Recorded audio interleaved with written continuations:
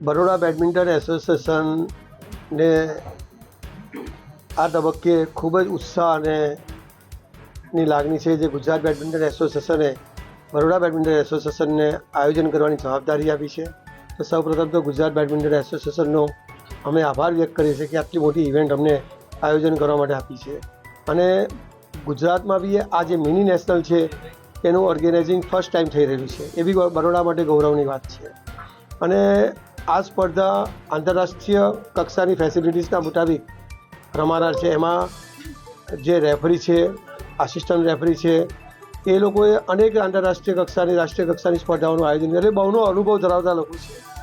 એટલે આયોજકોને આ બાબતની ચિંતા થોડી ઓછી છે કે ભાઈ આ લોકો છે એટલે ટુર્નામેન્ટ સરસ અને સફળ રીતે થશે.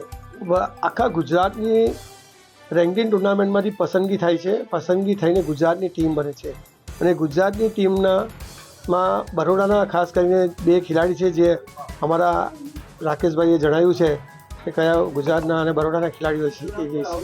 આ તબક્કે ઉદ્ઘાટન સવારે 10:30 વાગે થવાના છે. અને મુખ્ય મહેમાન તરીકે આપણા વડોદરા શહેરના જે હંમેશા રમતની સાથે જોડાયેલા રહ્યા છે એવા પોલીસ કમિશનર શ્રી હાજર રહેવાના છે. અને Baroda badminton association, Gujarat badminton એસોસિએશનના પદાધિકારીઓ બી આ સમયે હાજર રહેશે. અને અમારી આ સ્પર્ધાના સ્પોન્સરો બી હાજર રહેશે.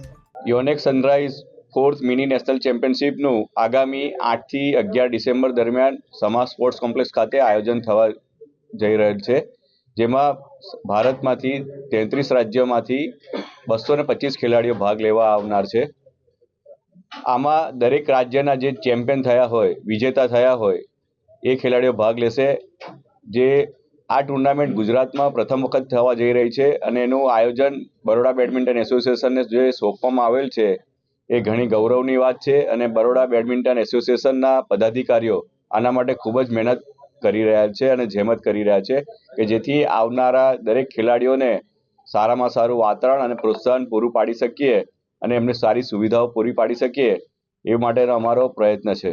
ટોટલ 33 રાજ્યોમાંથી અને કેન્દ્ર શાસિત પ્રદેશમાંથી આ સ્પર્ધામાં ભાગ લેવા આવનાર છે. ટોટલ 225 खिलाड़ियों भाइयों और बहनों भाग लेवाना है। हमसे जुड़े रहने के लिए हमारे YouTube चैनल को सब्सक्राइब करें और नई वीडियो की नोटिफिकेशन के लिए बेल आइकॉन को दबाएं।